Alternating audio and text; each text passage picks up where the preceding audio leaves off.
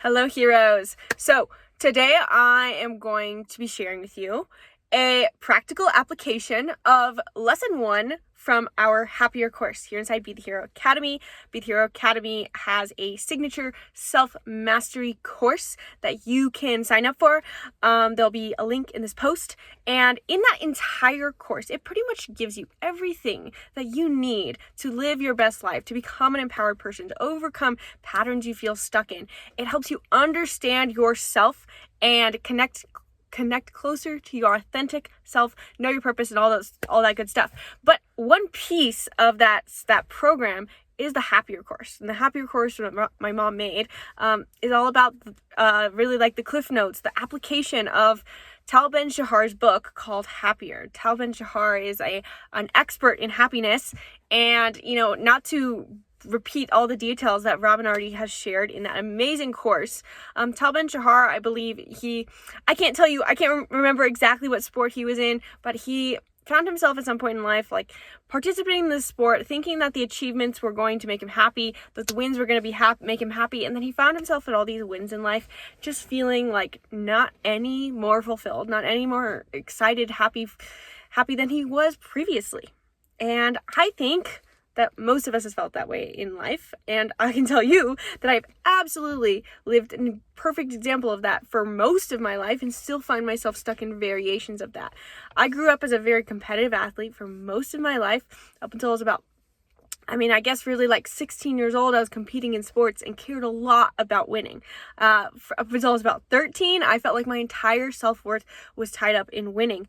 And then eventually, because I was in competitive gymnastics and competitive soccer, high-level competitive soccer for a long time, and was pretty good at sports for a long time, but if I didn't win, I just felt completely inadequate, unworthy, not good enough, and I was not happy. I wasn't any happier when I did win because there was so much turmoil that came from not winning, and then the wins, they were fleeting. It was a fleeting dopamine sensation that I didn't really know, that didn't really make me any more happy. And then I transitioned into competitive surfing and found myself in the same chase for no level of accomplishment, no achievement was ever good enough to actually change my happiness. Yeah, it felt good, trust me. It felt good when I would win. It felt good when, I would surf a really good heat. And then eventually that transitioned into rock climbing, where it'd feel really good when I center out, 5'10", and then eventually 5'11", and then eventually a 5'12", and it was so great.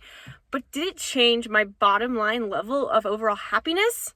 No, at least it didn't until I changed my overall approach to those sports. And that's what I want to kind of share with you. This is a big piece in the first chapter of Happier. And so the first part about Happier, and the first part he shares is like, happiness is a journey and not a destination. And I think we hear that all the freaking time, right? Or know this saying, but none of us live it. I even catch myself not living it, because there's two really important pieces to happiness being a journey and not a destination. One is that there is a pursuit involved. And I think the best way to explain this is how my mom phrased it as, you need to always be searching for the next island of desire. You have to know what the next island of desire is. Otherwise, you just find yourself being that person who settles and is content, and you're saying that like, oh, I should be grateful, but you're not going for anything. Happiness, as Tal Ben-Shahar shares, is about the journey. It's the excitement of knowing that that's where you're going. And I've thought about that for so much of my life. When in high school, we lived in an RV and traveled the world full time. So I was rejected by my friends and rejected from the world. And I didn't have sports to define me anymore. And I felt very lost in my sense of self. This knowledge of my overall vision and purpose and sense of contribution that I was working toward grounded me. I needed that in order to connect to my authentic self, in order to escape the rat race of external validation, chase the validation. The second part of it, though, is that you do have to be grateful. And I'm going to share this again at the end. We'll loop back to that. But you do have to have some element of, I am happy where I am. I am grateful for this, but I want more. And it's funny how most people in the world tend to swing between these two, and that's going to be shared in later chapters in Happier as well, where there's 4 quadrants, and most of us fall into 2 of them. One, which is like, I'm just happy now, I don't have to think about the future. And if I asked you, what do you want? You're going to be like, I don't know. And if that's you, you need to you need to go check out in the free workbook library, the Discovering Desire workbook. Go look at that workbook and read it and integrate it and answer those questions, because you do need to have some sense of desire for what is the next island of desire. Now, the other side of the coin is the people like a little bit more like me. Those of us who have this tendency to always look for the next thing, and you forget to just pause and be like, life is amazing right now. Both in equal 50-50 balance are essential, because happiness is about enjoying the process of going from here to there. It's not about getting there. It's about enjoying here and here and here and here and here. And then one day you're there and it's great, but you enjoyed here, here, here, and here when you were trying to get there. Okay, so the second thing that is something that you could integrate today, that I have actually had to start integrating again today after a failed attempt previously, is that you don't need self-discipline to create a shift in your life, but you do need rituals. Rituals could be said to be an extension of self-discipline, but rituals are very important because they are essentially habits rooted in motivation, of value-based motivation. Rituals are to say that, like, the example is like, well, we brush our teeth every night because we value hygiene, or an athlete goes to the gym because they value their performance. And those are the kind of somewhat generic examples, but you really have to look at all aspects of your life as if you are already in a habitual pattern of ritual. You are already living a ritual. You are waking up every day, and maybe you make breakfast, and maybe you go to work, and maybe you come pick up your kids from school, and maybe you make dinner, and maybe you have a certain habit around dinner. You go eat out, or you order DoorDash, or you just make the same things, and you're already living a ritual. And the question is, why are you in that ritual? Are you living in that ritual because it makes you happy or not? Happiness in general is the question, right? What does make you happy? And that's why step 1 of knowing what you're desiring and working toward and what changes you want to make in your life is the meat and potatoes of it. But then here is where you have to integrate it. It's not necessarily the manifestation approach. It's the idea that you have to make it so aligned with what you want on a deeper internal level. Now, let me give you an example for myself. Like, I have so much self-discipline. I'll tell you what. If I say, I should do something, I do it. And yet sometimes I'm doing it from the wrong reason. I am self-disciplined to an extrinsic value. For example, you can have self-discipline or extrinsic value-driven habits based on, for example, like hustling because you want to be seen as, being the best. You might do it around people pleasing because you want to be accepted by some external source. That's not intrinsic. You might be a perfectionist because you're trying to live up to standards someone else set. All of those examples are rituals you're probably living in your life at work or at school because you are living by ritual of an extrinsic value. And so if I enlist self-discipline oftentimes at work, I'm trying to hustle and work hard and be good at work, be good at business, whatever it is. But they're not necessarily coming from the intrinsic value, because if it's not intrinsic value, it's going to put you in a bad emotional place, which goes back to the first thing where are you really enjoying the now, and now as you head toward where you want to go? If you don't, you're just going to be, I hate this as you're heading toward where you want to go. That's a little bit more for that rat race side, the person who outsources happiness to the future. But regardless, you got to create ritual that's built around an intrinsic value, built around a value that you want to live your life by.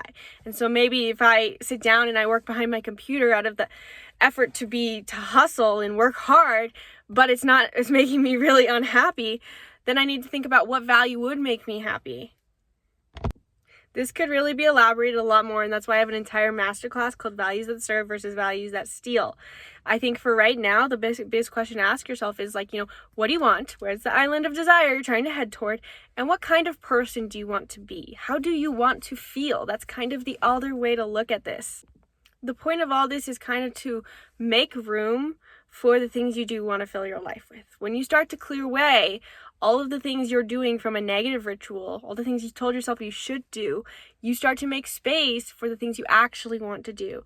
There's inside the Tal Ben-Shahar presentation my mom did about chapter 1, she talks about like everything you want to become and do and live in your life has to become a ritual. And there's like the notion in people's head that if I make the things that are going to be fun ritual, it's going to take the fun out of it.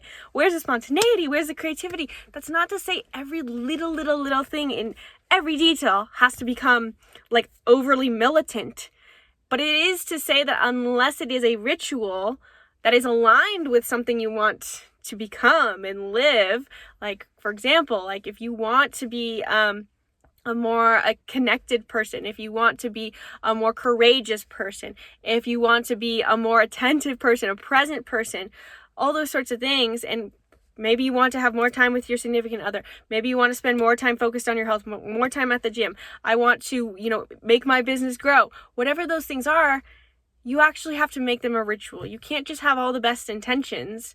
Ritual is where you take the best intentions and you turn them into a routine. You make habits out of rituals. Habits are rituals, and they're rituals because there's the value aligned with the intent.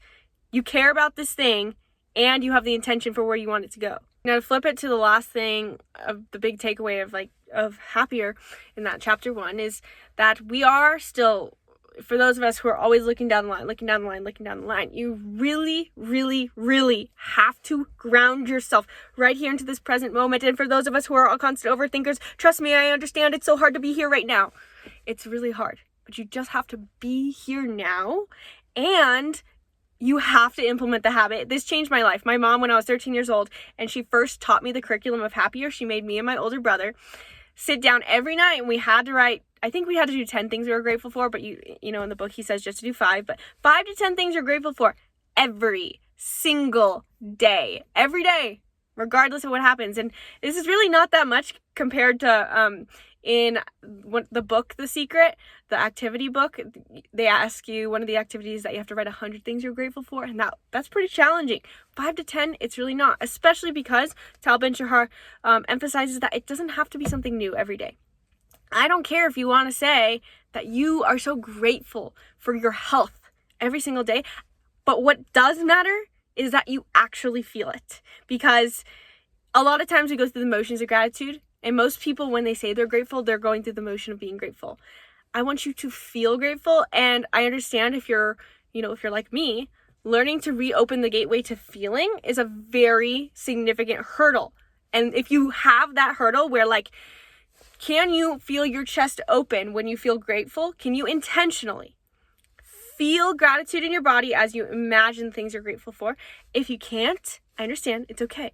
You need to do breath work. You need to go over to the breathwork archives. You need to practice breath work consistently. You need to get your automatic nervous system back in check, because you are stuck in a stress response, probably due to people pleasing and outsourcing your sense of self-worth for a very long time.